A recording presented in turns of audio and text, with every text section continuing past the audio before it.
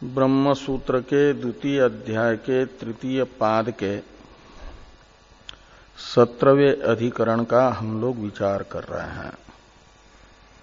इस अधिकरण में कुल 11 सूत्र हैं। उनमें से 10 सूत्रों का विचार हो गया है। 11वें सूत्र का विचार आज प्रारंभ होना है। आत्मा को एक मानने पर कर्मफल सांकर्य नामक दोष की वेदांत मत में जो आशंका पूर्व पक्षियों के द्वारा की गई थी, उसका समाधान शुरू में अवच्छेदवाद के अनुसार और अंत में प्रतिबिंबवाद के अनुसार भगवान वेद व्यास जी ने कर दिया। आभास एवच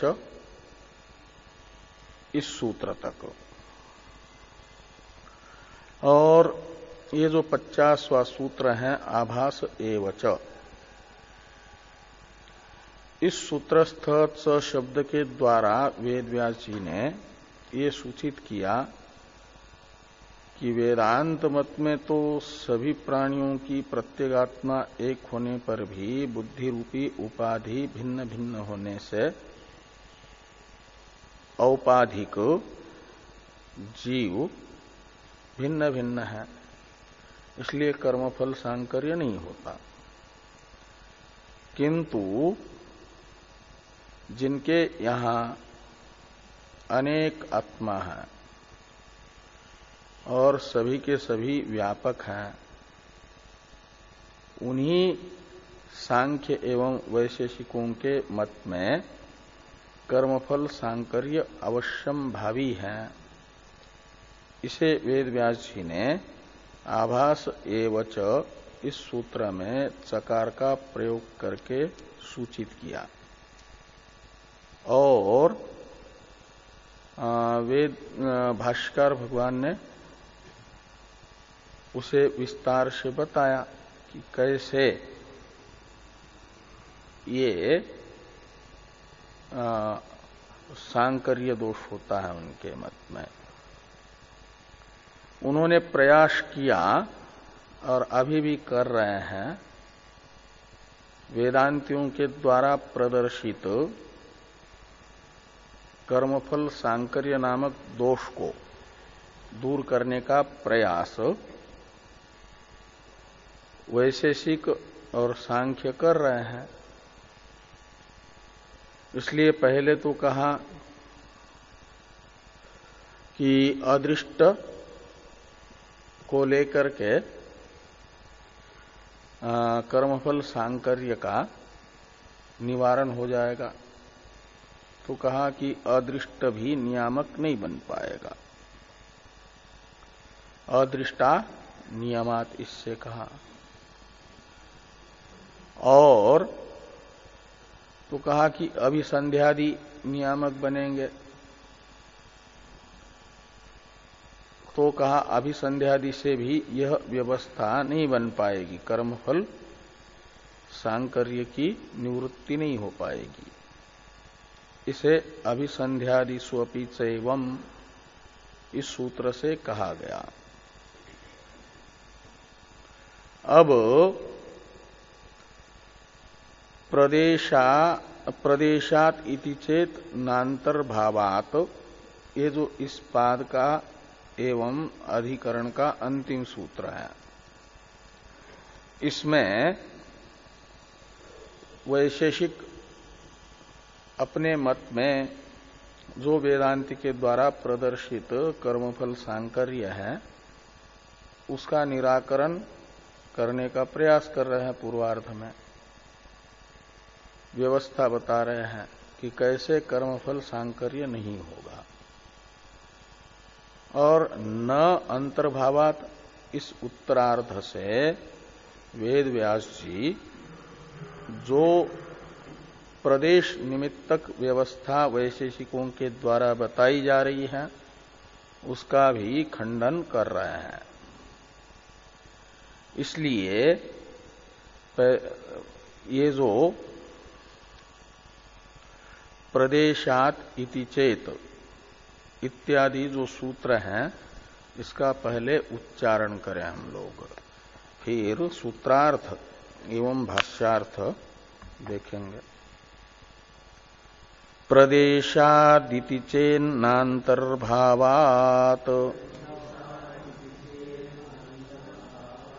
प्रदेशाद इति चेन्नान्तर्भावात्,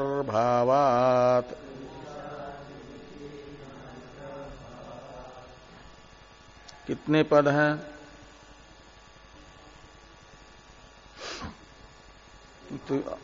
तो विश्वास है, हाँ 5। तो विश्वास के साथ बोलने चाहिए। प्रदेशात 1, इति दूसरा, चेत तीसरा, न चौथा, अंतर्भावात 5वां। तो प्रदेशात कौन सी विभक्ति है?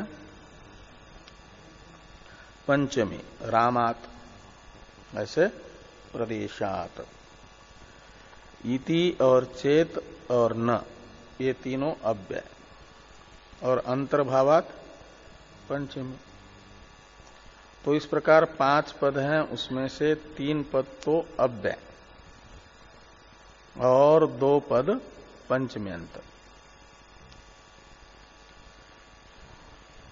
तो सांख्य क्या नाम, वैशेषिक कहते हैं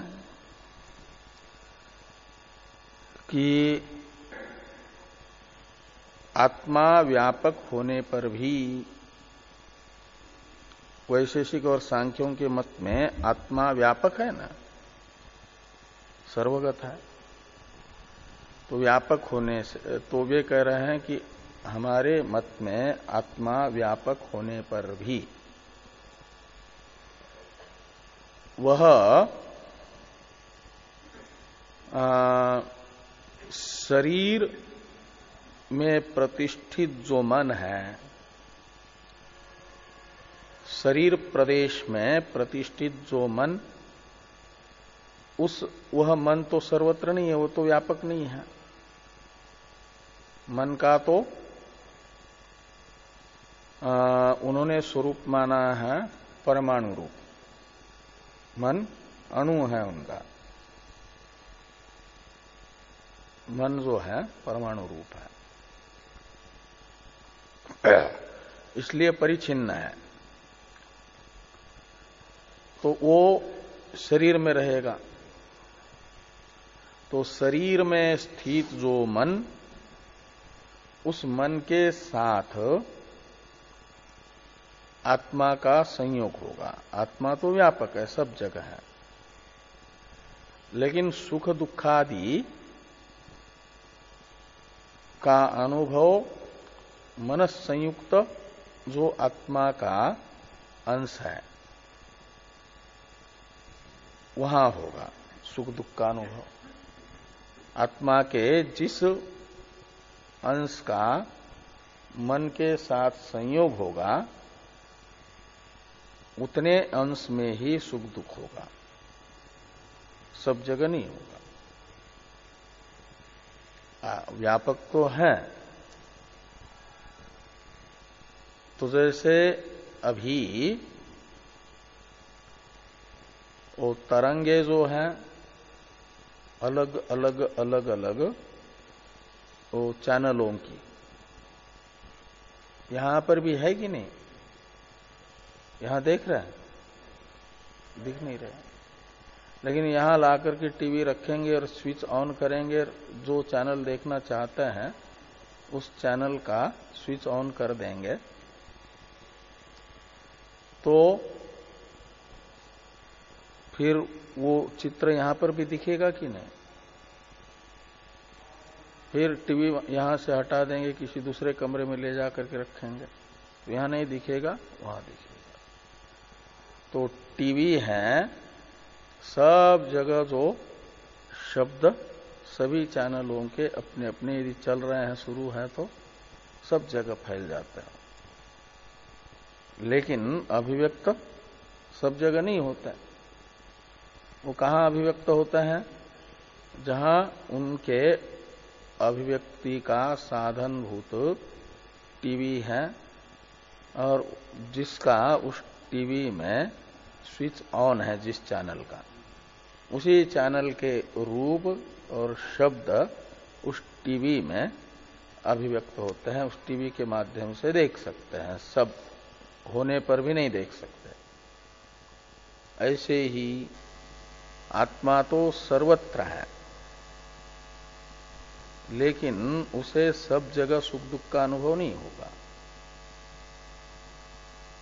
शरीर में स्थित मन के साथ जितना आत्मा का अंश संलग्न होता है, वो शरीर से अवच्छिन्न अंश ही संलग्न होगा और उतने ही अंश को सुख या दुख होगा,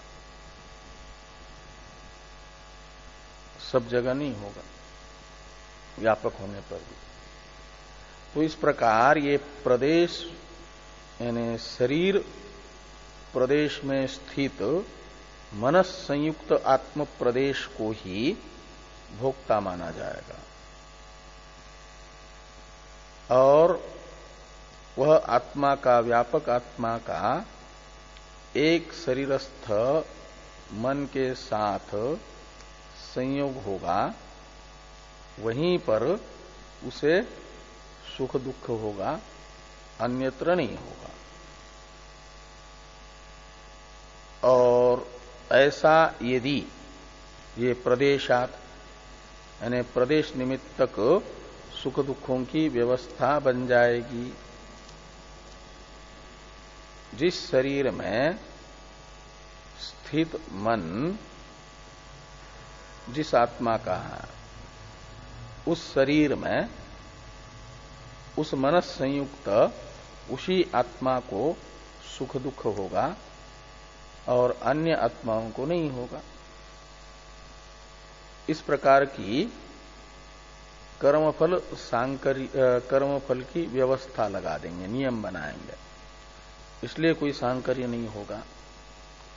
ऐसा यदि वैशेषिक कहते हैं प्रदेशात इति चेत, इतने का अर्थ है ऐसा, यदि चेत यानी यदि, इति यानी ऐसा, प्रदेश निमित्तक कर्मफल सांकर्य दोष को दूर करते हैं यदि, तो सिद्धांती कह रहे हैं न, ये कर्मफल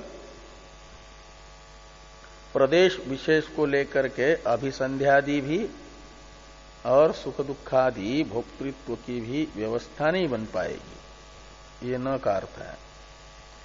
क्यों नहीं बन पाएगी? तो कहते हैं अंतर्भावात। तो अंतर्भावात का अर्थ है कि ये नहीं कि एक ही आत्मा व्यापक है, उनके यहां तो सभी आत्मा व्यापक है। तो सभी आत्मा व्यापक होने से आपके शरीर में जहां आपका मन स्थित है वहां पर केवल आपकी ही आत्मा है और वो आपके ही आत्मा के साथ आपके मन का संयोग हुआ है, ऐसी बात नहीं है। सभी आत्मा व्यापक होने से सभी आत्माओं का आपके शरीरस्थ मन के साथ संयोग समान हो जाएगा। इसलिए प्रत्येक शरीरस्थ मन से संयुक्त सभी आत्माएं एक जैसी होने से सभी शरीरों में सभी आत्माओं का, सभी शरीरों में स्थित मन के साथ सभी आत्माओं का एक जैसा संसर्ग है। इसलिए प्रदेश की कल्पना करोगे तो सभी शरीरों में सभी आत्माओं के प्रदेश की कल्पना बन जाएगी और उससे अभिसंध्यादि की व्यवस्था या कर्मफल भोक्तृत्व की व्यवस्था नहीं बन पाएगी। ये न अंतर्भावात, इससे सिद्धांति कह रहे हैं। इसी प्रकार का अर्थ भगवान भाष्यकार इस सूत्र का बता रहे हैं। तो भाष्य को देखिए,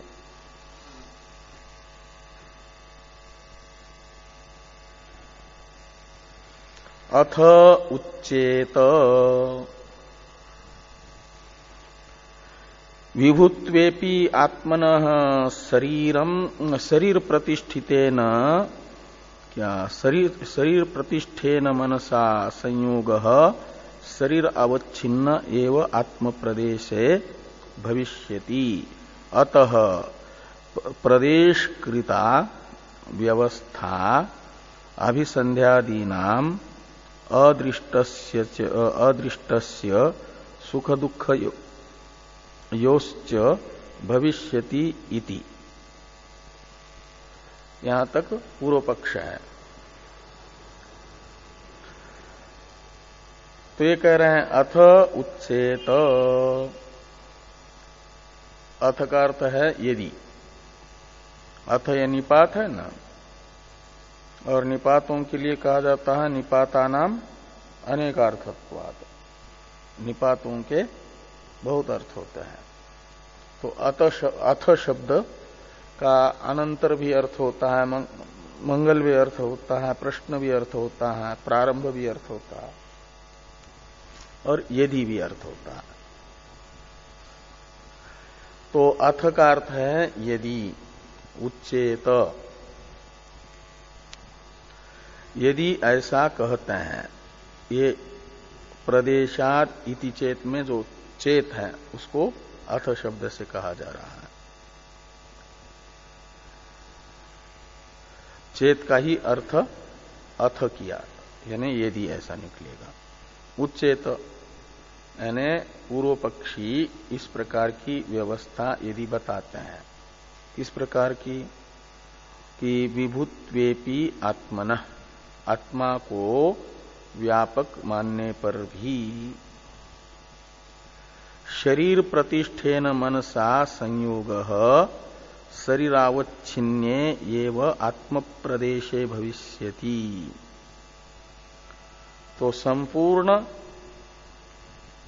आत्मा का शरीर में स्थित मन के साथ संबंध नहीं होगा, अपितु शरीर अवच्छिन्न जितना भाग है आत्मा का, उतने ही भाग का शरीर में प्रतिष्ठित मन के साथ संसर्ग होगा, संयोग बनेगा। तो ये कहा कि शरीर प्रतिष्ठेन मनसा संयोगः शरीर अवच्छिन्ने एव आत्म प्रदेशे भविष्यति। तो शरीर अवच्छिन्न जो आत्मा का अंश है, प्रदेश यानी अंश, भाग, उतने भाग में ही मन के साथ आत्मा का संयोग होगा, उतने भाग का ही। और अतः यानी अस्मात् प्रदेशात, अतः का अर्थ है ये जो मनस संयुक्त आत्म प्रदेश है, इस मनस संयुक्त आत्म प्रदेश से क्या हो जाएगा, आत्म प्रदेश कृता व्यवस्था अभिसंध्यादि नाम। तो अभिसंध्यादि यानी मुझे ये चाहिए इसलिए ये मैं करूंगा, इसका फल भोगूंगा इत्यादि रूप जो अभिसंध्यादि है। और आदि शब्द से प्रयत्न, इच्छा आदि ये सब अभिसंध्यादि की व्यवस्था भी इस प्रकार प्रदेश निमित्तक हो जाएगी। और अदृष्ट की भी व्यवस्था बन जाएगी, अदृष्ट भी उसी मनस संयुक्त आत्मा में ही रहेगा, सब जगह नहीं रहेगा और सभी आत्मा में नहीं रहेगा। मनस संयुक्त जो आत्मा है आत्म प्रदेश, उसी आत्म प्रदेश में अदृष्ट रहेगा। और जितने प्रदेश में अदृष्ट रहेगा उतने ही प्रदेश में सुख दुखादि होंगे। इसलिए कहते हैं सुख दुखयोश्च प्रदेश कृता व्यवस्था भविष्यति। भविष्यति का करता है व्यवस्था, व्यवस्था का विशेषण है प्रदेश कृता यानी प्रदेश निमित्ता। तो आत्म प्रदेश निमित्तक व्यवस्था बन जाएगी अभिसंध्यादि की भी, अदृष्ट की भी और सुख दुख की भी। इति यदि उच्चेत, ऐसा अन्वय करना पूर्व के साथ। यदि इति उच्चेत, इस प्रकार यदि पूर्व पक्षी कहते हैं तो सूत्रस्थ प्रदेशात इति चेत, इतने का वो अर्थ है पूर्व पक्षांश का भाष्य में। तदपि नोपपद्यते इत्यादि से बताया जा रहा है, व्याख्यान किया जा रहा है नांतर भावात। ये जो सूत्रांश है सिद्धांत का, इस सूत्र में तो पूर्व पक्ष और सिद्धांत दोनों है ना। इति चेत तक पूर्व पक्ष, नांतर भावात इन दो पदों से सिद्धांत बताया जा रहा है। तो नांतर भावात का व्याख्यान कर रहे हैं तदपि नोपपद्यते, ये न का अर्थ कर दिया। तो इसका व्याख्यान यानी न अंतर्भावात, इस सिद्धांत अंश का व्याख्यान देखने से पहले प्रदेशात इति चेत, इस पूर्व पक्ष अंश के द्वारा जो शंका हुई है उसका टीकाकार तात्पर्य बताते हैं। टीका में देखो,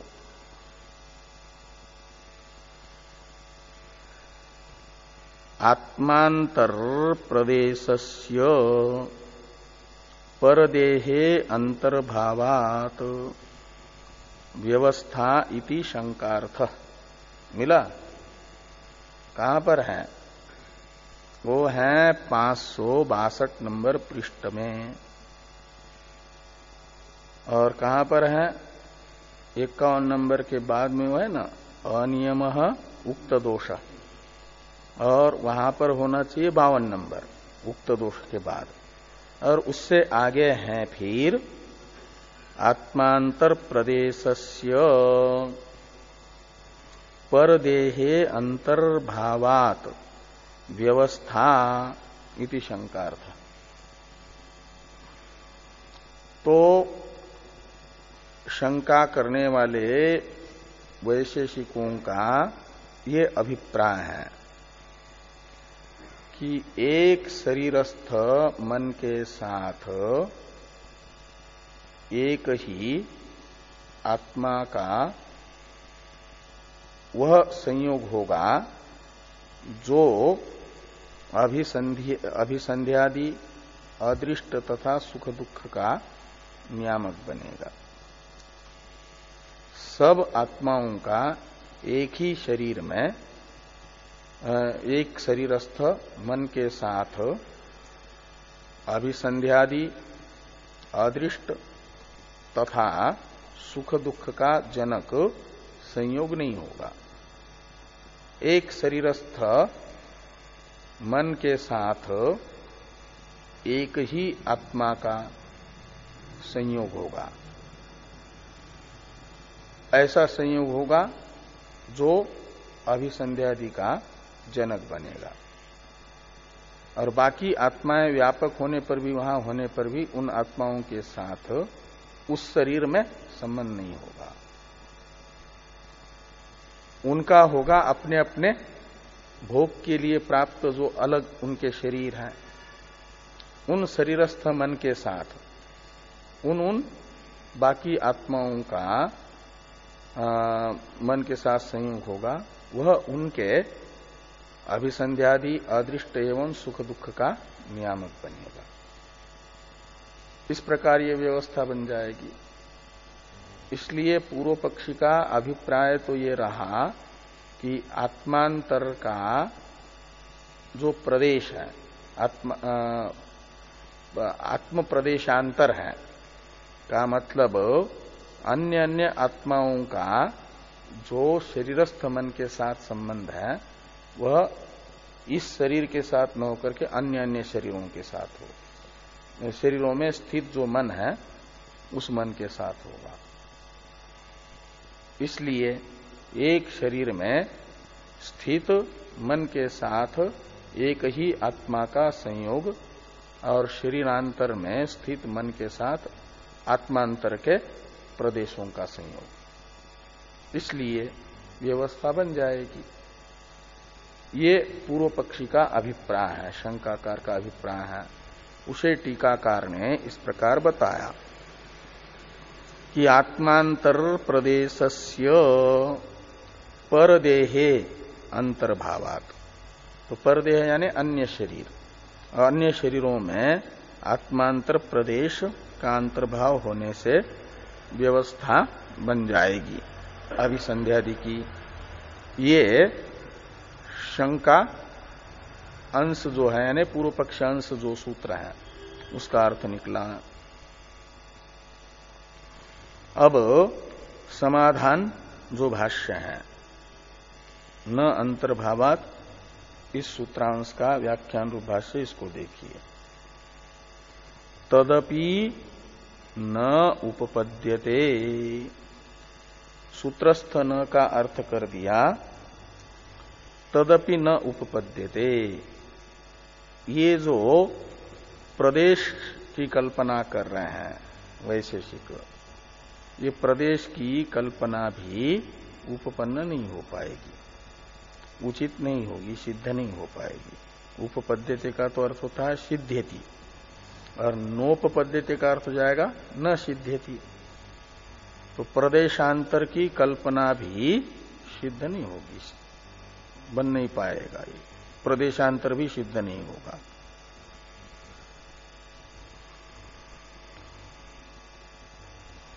पूर्व वैशेषिक पूछ रहे कस्मात, कहते जो हमने ये व्यवस्था बताई, यह व्यवस्था क्यों नहीं बन पाएगी, इसमें क्या कमी है? तो हेतु बता रहे हैं क्यों नहीं सिद्ध हो पाएगी व्यवस्था इसके लिए।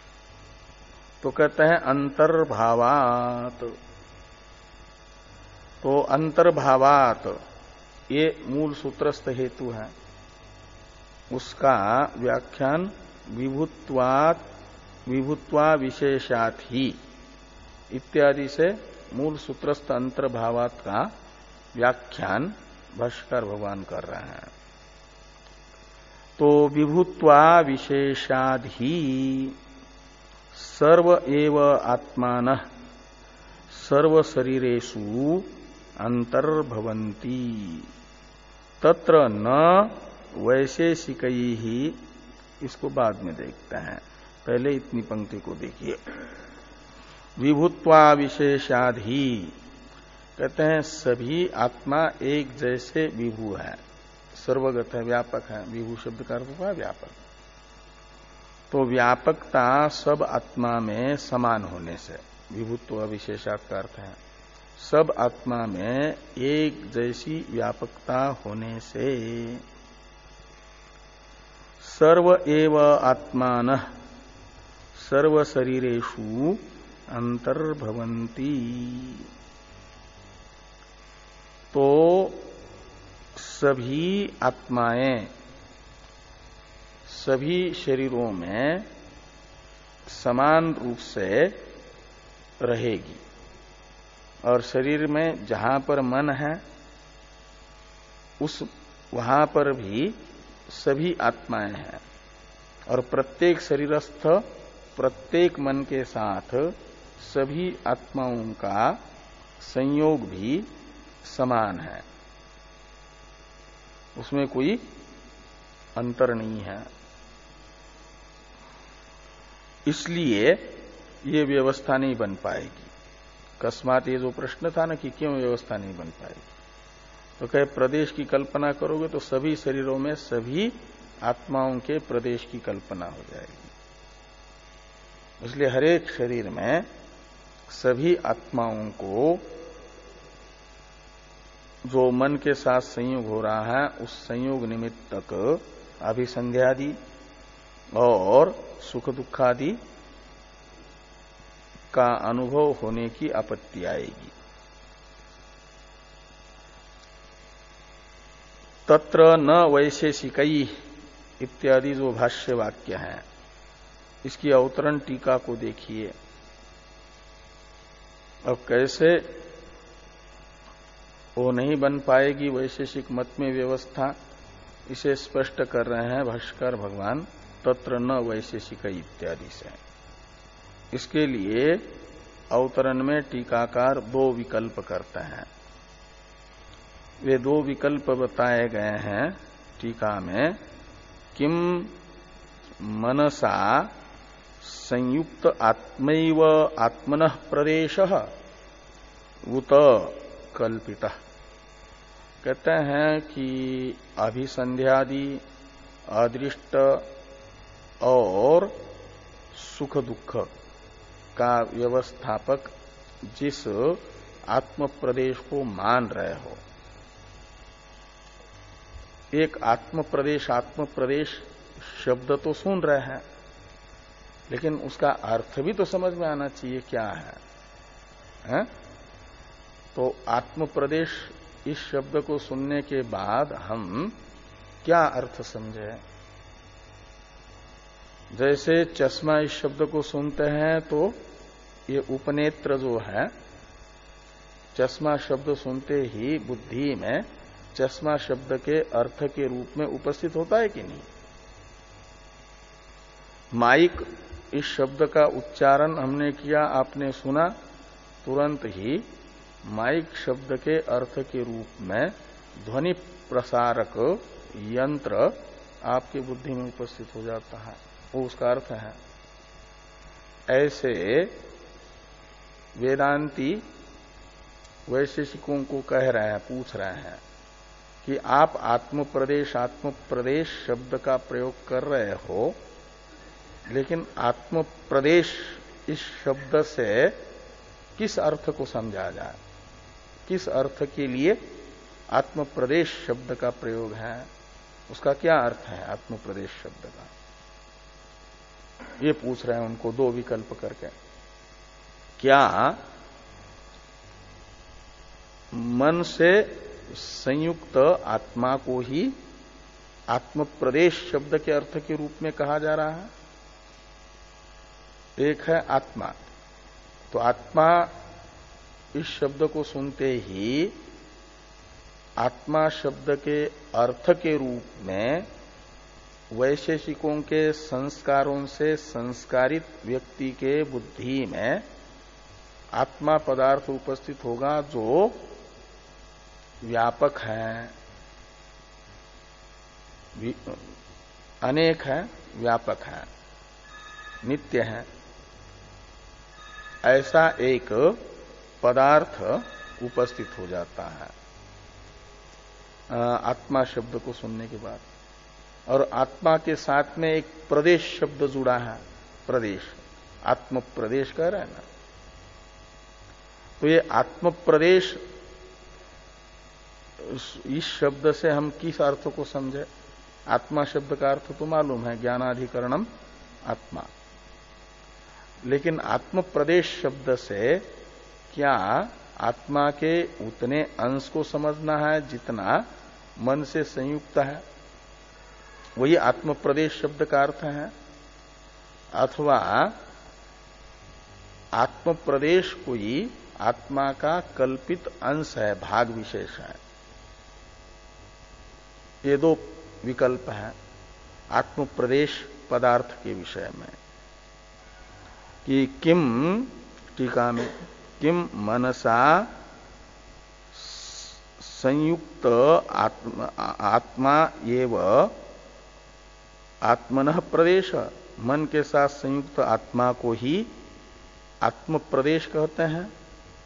या उत का अर्थ है या, अथवा कल्पित, आत्मा का कल्पित प्रदेश है, भाग है, अंश है।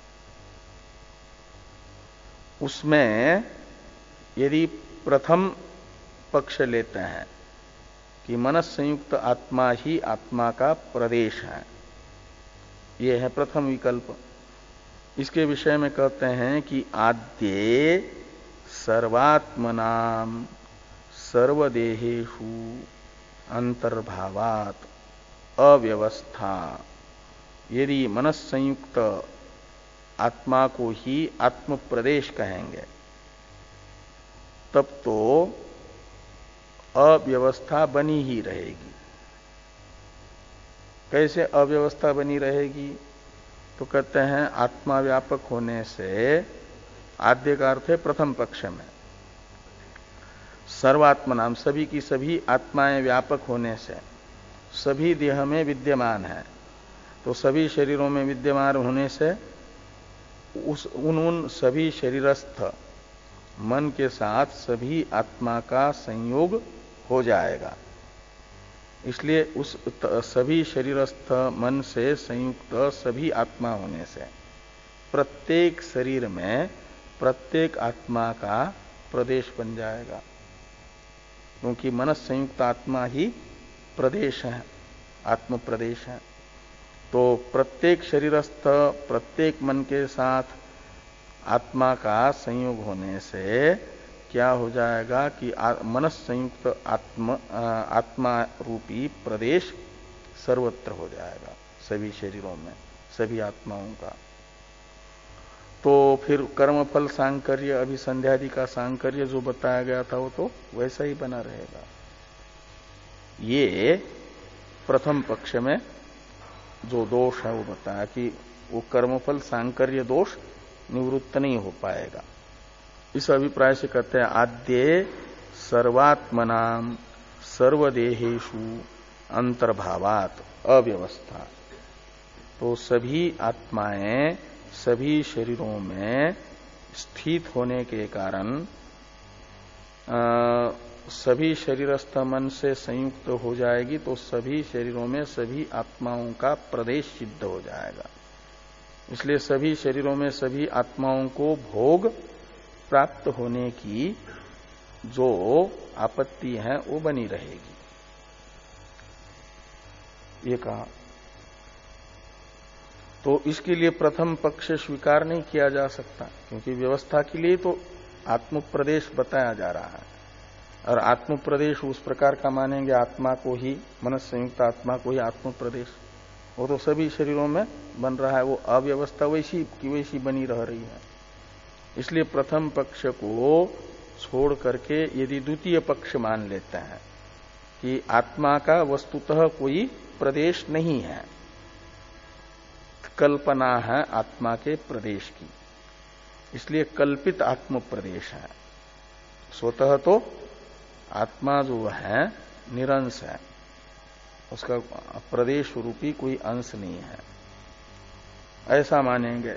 तो कल्पितः ये द्वितीय पक्ष है, उसके विषय में कह रहे हैं कि द्वितीयम दूषयति। तो द्वितीय पक्ष का खंडन कर रहा है, उसमें दोष बताया जा रहा है। मूल भाष्य में है तत्र न वैशेषिक इत्यादि, इससे द्वितीय पक्ष का निराकरण। तो अब भाष्य में देखिए, तत्र न वैशेषिकैः शरीरावच्छिन्नोपि आत्मनः प्रदेशः कल्पयितुम शक्य। कहते हैं वैशेषिक शरीरावच्छिन्न आत्म प्रदेश की कल्पना नहीं कर सकते। का मतलब शरीर अवच्छिन्न आत्मा के अंश की कल्पना नहीं कर सकते। क्यों नहीं कर सकते? कहते इसलिए कि कल्प्यमानोपि,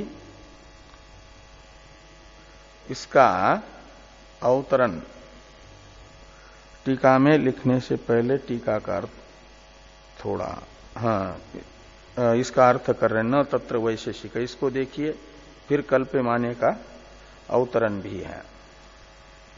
न तत्र वैशेषिक का अर्थ देखिए, सर्वात्म सानिध्ये सति कस्यचिद एव प्रदेशः कल्पयितुम अशक्य नियामका भावात इत्यर्थ, ये कह रहे हैं। यानी प्रदेश की कल्पना करना संभव नहीं है। कैसे करना संभव नहीं है? तो कहते इस प्रकार कि सर्वात्म सानिध्ये सती, एक शरीर में सभी आत्माएं उपस्थित हैं और उन सब का विभुत्व समान होने के कारण मन के साथ संसर्ग भी समान है। इसलिए सभी के प्रदेश की कल्पना करनी पड़ेगी उस शरीर में। यहां ये आत्मा विशेष ही विद्यमान है, इस मन के साथ संयुक्त हो रहा है, इस प्रकार की कल्पना नहीं की जा सकती। ये कह रहे हैं कि सर्वात्म सानिध्य सति कस्यचिद एव प्रदेश कल्पयितुम अशक्य। ये किसी एक आत्मा विशेष का ही प्रदेश इस शरीर में होगा, अन्य शरीर में एक आत्मा विशेष का ही प्रदेश होगा, ऐसी कल्पना नहीं की जा सकती। क्यों कहते नियामका भावात, क्योंकि इस प्रकार की कल्पना का कोई नियमन करता नहीं है, नियामक नहीं है। भाष्य में जो दूसरी पंक्ति आ रही है वह दूसरा वाक्य आ रहा है कल्प्यमानोपि अयम इत्यादि। इसकी अवतरण टीका है कि प्रदेश कल्पनाम अंगीकृत्य अपि आह कल्पेति। तो कहते हैं यद्यपि मुख्य उत्तर तो है कि सभी आत्माओं का प्रत्येक शरीरस्थ मन के साथ युगपत संयोग एक जैसा ही होने के कारण ये इस शरीर में इसी आत्मा विशेष का प्रदेश है, अन्य का नहीं। इस प्रकार की कल्पना करना संभव नहीं है नियामक न होने से। यह मुख्य समाधान है। और अभ्युपगमवाद से कह रहे हैं कि मान लिया जाए, यद्यपि इस प्रकार की कल्पना तो बन नहीं सकती, लेकिन कल्पना वैशेषिकों को एक प्रकार से खुश करने के लिए स्वीकार की जाए, अंगीकार किया जाए। तो कहते हैं प्रदेश कल्पनाम अंगीकृत्य अपि। तो प्रदेश की कल्पना को स्वीकार करके भी दोष बताया जा रहा है। प्रदेश की कल्पना स्वीकार करते हैं तब भी दोष आता है, वो व्यवस्था नहीं बनती, कर्मफल सांकर्य बना ही रहता है। तो फिर वो कल्पना करना क्या फायदे का रहा, कोई प्रयोजन तो सिद्ध नहीं हुआ। ये बता रहे हैं कि कल्प्यमानोपि अयम निष्प्रदेशस्यात्मनः प्रदेशः काल्पनिकत्वाद एव न पारमार्थिकम कार्यम नियंतुम शक्नोति। कहते हैं कि मान भी लिया जाए कि एक शरीर में स्थित मन के साथ एक ही आत्मा का संयोग होता है, इसलिए एक शरीर में एक ही आत्मा का प्रदेश है, अन्य का नहीं है। इस प्रकार की कल्पना कर भी लेते हैं तो भी कहते हैं कल्प्यमानोपि अयम निष्प्रदेशस्यात्मनः प्रदेशः, वो काल्पनिकत्वाद एव, वो तो काल्पनिक ही होगा। आत्मा तो वैशेषिक मत में भी कैसा है, निष्प्रदेश है। प्रदेश शब्द का अर्थ है अंश, अवयव, भाग, अंग। तो वैशेषिकों के मत में आत्मा निरंश है, सावयव नहीं है, उसका कोई अलग अलग अंग नहीं है, पार्ट नहीं है। और ऐसे अलग अलग अंगों से रहित, पार्ट रहित जो वो आत्मा है, उसके प्रदेश की यानी पार्ट की, अंग की कल्पना कर भी लेते हैं तो वह कल्पित अंग कल्पित ही रहेगा और उस कल्पित आत्म प्रदेश से पारमार्थिक कार्य नहीं हो पाएगा। पारमार्थिक का अर्थ है सत्य। तो वैशेषिकों के यहां अभिसंधि सत्य है, कार्य है अभिसंध्यादि। ऐसे अदृष्ट भी सत्य है, सुख दुखादि भी सत्य है, और वो जो कल्पित आत्म प्रदेश है वह सत्य अभिसंध्यादि रूप कार्य का जनक नहीं बन पाएगा। जैसे स्वप्नस्थ लब्ध धन जागृत अवस्थास्थ दारिद्र्य का निवर्तक नहीं होता। कोई स्वप्न में अरबपति बन गया और फिर जागृत में उन अरबों रुपयों का प्रयोग करना चाहता है, हरिद्वार में अच्छे जगह पर बड़ा आश्रम बनाना चाहता है, 50, 60, 100 करोड़ रुपया की जमीन लेना चाहता है, कोई कमी तो है नहीं, अरबपति है, तो वो बन जाएगा। 100 रुपया भी कोई ये नहीं कहेगा कि हम स्वप्न में हमारे पास अरबों रुपया थे, उसमें से हम 100 करोड़ की जमीन खरीदना चाहते हैं, तो हो सकता है 1 फुट जमीन भी कोई देने के लिए तैयार नहीं होगा, क्योंकि वो काल्पनिक है पैसा। वो सत्य जो जागृत अवस्था का पदार्थ है, वस्तुएं हैं, उनको खरीदने में उपयोगी नहीं है। जागृत अवस्था का प्रयोजन सिद्ध नहीं कर सकता स्वप्नस्थ पैसा। जैसे ऐसे ही यहां पर यह कहा जा रहा है कि आत्मा के प्रदेश की कल्पना कर भी लेते हैं, लेकिन वो तो कल्पित न प्रदेश होगा, और वो कल्पित प्रदेश आत्मा के सत्य अभिसंध्यादि रूप जो कार्य है, प्रयोजन है, फल है, उन फलों का निष्पादक नहीं हो पाएगा। ये यहां पर कहा कि कल्प्यमानोपि अयम निष्प्रदेशस्यात्मनः प्रदेशः काल्पनिकत्वाद एव न पारमार्थिकम कार्यम नियंतुम शक्नोति। कार्यम शब्द से कोई अभिसंध्यादि रूप कार्य को लेना, यही टीका में टीकाकार बताते हैं कि कार्यम अभिसंध्यादिकम, तो कार्य क्या है, तो भाष्य में कार्यम शब्द है ना, पारमार्थिकम कार्यम नियंतुम न शक्नोति। काल्पनिकम, और काल्पनिक जो आत्म प्रदेश है वह पारमार्थिक कार्य का नियामक नहीं हो सकता। वो कौन सा पारमार्थिक कार्य है, यानी प्रयोजन है, तो कहा कि ये अभिसंध्यादि रूप कार्य है। पारमार्थिक यानी वास्तविक, यहां पारमार्थिक शब्द का अर्थ है वास्तविक, सत्य। तो सत्य जो अभिसंध्यादि हैं उनका नियामक नहीं बन पाएगा।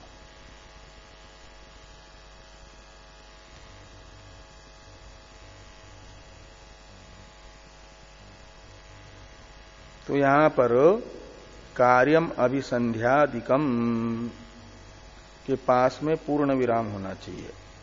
आगे तो यस्यात्मनो यत् शरीरम तस्यैव भोग इति व्यवस्थाम आशंक्याः शरीरम अपि, यह अवतरण टीका है। इसलिए कार्यम अभिसंध्यादिकम, इसके पास में पूर्ण विराम होना चाहिए। और आगे हैं शरीरम अपि इत्यादि जो भाष्य वाक्य, उसकी अवतरण टीका है। दूसरा ये वाक्य आ रहा है ना, नियंतुम शक्नोति के बाद में, इसका अवतरण है टीका में कि यस्य आत्मनो यत् शरीरम तत्र तस्यैव भोग इति व्यवस्थाम आशंक्याः शरीरम अपि। कहते हैं ऐसा नियम बनाएंगे वैशेषिक कि जो शरीर जिस आत्मा का है उस शरीर में उसी आत्मा को भोग उपलब्ध होगा। जो कमरा आश्रम में जिसको निश्चित है वह अपना सामान वहीं रख सकता है, रात में वहीं सो सकता है। जैसे ऐसे वो कहते हैं ये व्यवस्था होती है ना, किसी भी चाहे आश्रम हो या होटल हो, कहीं पर भी हो, ऐसी एक व्यवस्था बनती है कि जिसके लिए जो कमरा निश्चित हुआ वो वहीं पर अपना विश्राम करना आदि जो कार्य है वो करता रहेगा, दूसरे स्थान पर नहीं। ऐसे ये आत्मा अनेक है और सभी व्यापक है, लेकिन सब आत्माओं के लिए भोग यानी सुख दुख का अनुभव करने के लिए शरीर निश्चित है कि यह आत्मा इसी शरीर से सुख दुख भोगेगी, ये दूसरी आत्मा उसी दूसरे शरीर से सुख दुख भोगेगी। ऐसे प्रत्येक आत्मा के लिए अपना अपना अलग अलग शरीर भोगायतन के रूप में व्यवस्थित है, निश्चित है। इसलिए जो शरीर जिस आत्मा का है उसे उस शरीर में उसी को भोग होगा, बाकी को भोग नहीं होगा। बाकी तो देखते रहेंगे खाली, और भोग करेगा वही वहां के सुख दुखों का जिसका शरीर है। इस प्रकार व्यवस्था बन जाएगी व्यापक होने पर भी सब आत्मा। ये यदि वैशेषिक कहते हैं तो इसका भी निराकरण किया जा रहा है शरीरम अपि इत्यादि से। इसलिए टीका में लिखा ना कि यस्यात्मनो यत् शरीरम, जिस आत्मा का जो शरीर है, आत्मन षष्ठी है, यस्यात्मन यत् शरीरम, जिस आत्मा का जो शरीर है, तत्र यानी उस शरीर में, तस्यैव भोग, उसी आत्मा को भोग होगा। इति व्यवस्थाम आशंक्य, इस प्रकार की व्यवस्था नियामक की आशंका वैशेषिकों ने कर दी। उनके इस आशंका का भी निराकरण किया जा रहा है। ये कह रहे कि शरीरम अपि सर्वात्म सन्निधौ उत्पद्यमानम अस्यैव आत्मनो नेतरेषाम इति न नियंतुम शक्यम। कहते हैं शरीर भी तो कार्य है और उत्पन्न हो रहा है, तो जहां उत्पन्न हो रहा है शरीर वहां सभी आत्मा है कि नहीं? व्यापक होने से, सभी आत्माएं व्यापक होने से प्रत्येक शरीर जहां कहीं भी उत्पन्न हो,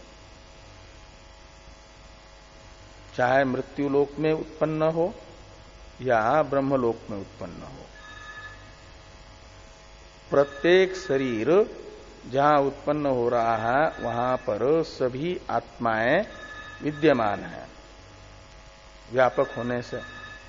तो सभी आत्माएं सब शरीरों के उत्पत्ति स्थान पर उपस्थित होने के कारण कैसे नियमन करोगे कि ये शरीर इस आत्मा का है? वहां उपस्थित तो सभी है, तो ये नियामक कौन होगा कि ये शरीर जो है इसी आत्मा का है, अन्य का नहीं, बाकी आत्माओं का नहीं, इसी आत्मा का है। ऐसा कोई नियामक न होने के कारण पहले ये निश्चित हो जाए कि ये शरीर इसी का है, तब तो उस शरीर में उसी को भोग होगा, बाकी को नहीं होगा। लेकिन ये नियमन कौन करेगा कि ये शरीर इसी आत्मा का है, अन्य आत्मा का नहीं? इसका कोई नियामक न होने के कारण वो व्यवस्था नहीं बन पाएगी, ये नियम भी नहीं बन पाएगा कि जिस आत्मा का जो शरीर है उस शरीर में उसी आत्मा को भोग होगा, अन्य को नहीं होगा। इसके लिए पहले शरीर और आत्मा के संबंध का निर्धारण करना पड़ेगा। वो शरीर और आत्मा का स्वस्वामी भाव संबंध निर्धारण करने वाला कोई न होने से ये भी नहीं बन पाएगा। ये यहां पर कहा कि शरीरम अपि सर्वात्म सन्निधो उत्पद्यमानम अस्यैव आत्मनो नेतरेषाम इति न नियंतुम शक्यम। सभी आत्माओं की उपस्थिति में उत्पन्न होने वाला शरीर यह इसी आत्मा का होगा, अन्य आत्माओं का नहीं होगा। इस प्रकार का नियामक कोई व्यवस्थापक न होने से ये व्यवस्था नहीं बन पाएगी।